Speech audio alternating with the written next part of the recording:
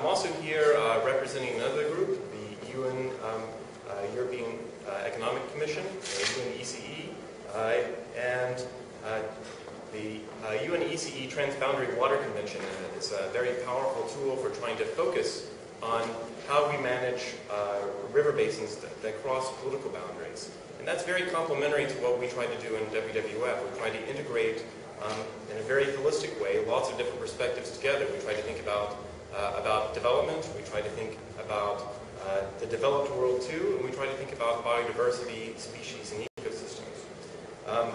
WWF in particular, as you probably know, we work in over 100 countries around the world.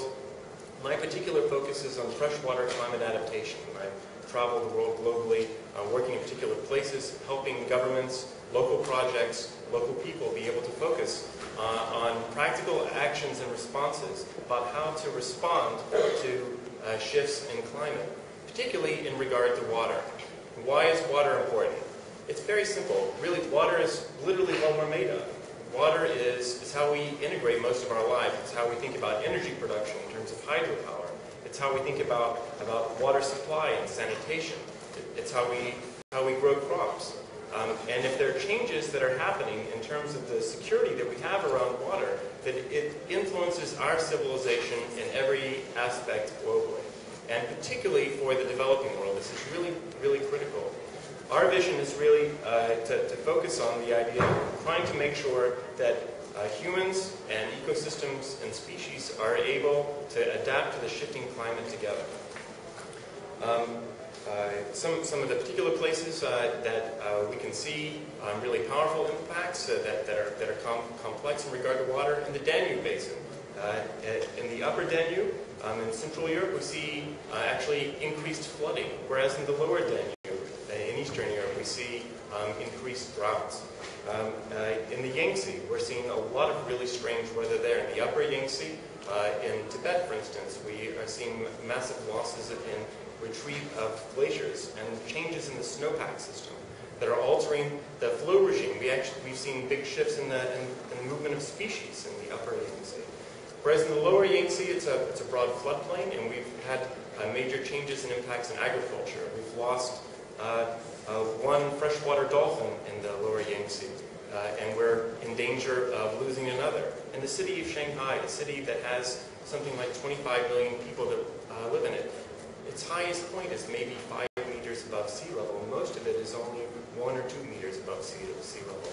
This is one of the great engines of the global economy that's terribly threatened both in its water supply from climate change in the actual Yangtze River and from sea level rise. So how do we bring all of this together? This is where we come to the idea of practical action. We know most of what we need to do already in order to do freshwater climate adaptation. Environmental flows, planning at a basin level, making sure that we work across industries. It's really focusing on sustainability and having a holistic vision that cuts across governments and political boundaries. It's also critically important that this simple vision is reflected in the language that we see evolving in the adaptation documents in the COP, and we don't see that right now. There are bits and pieces that are located in the emerging adaptation texts, but we don't have a recognition that water is special. The UNFCCC is viewing water as a sector. A sector is like an industry. It's looking at treating water like it's the energy industry or the petroleum industry. Water is a cross-cutting theme, and we need to make sure that we maintain that theme, that primacy of water in terms of being able to help humans and ecosystems be able to shift to the emerging climate.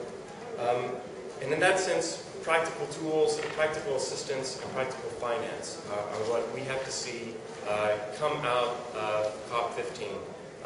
The UNECE has done an admirable job in preparing a document that does, I think, represents one of the major first steps in that particular approach.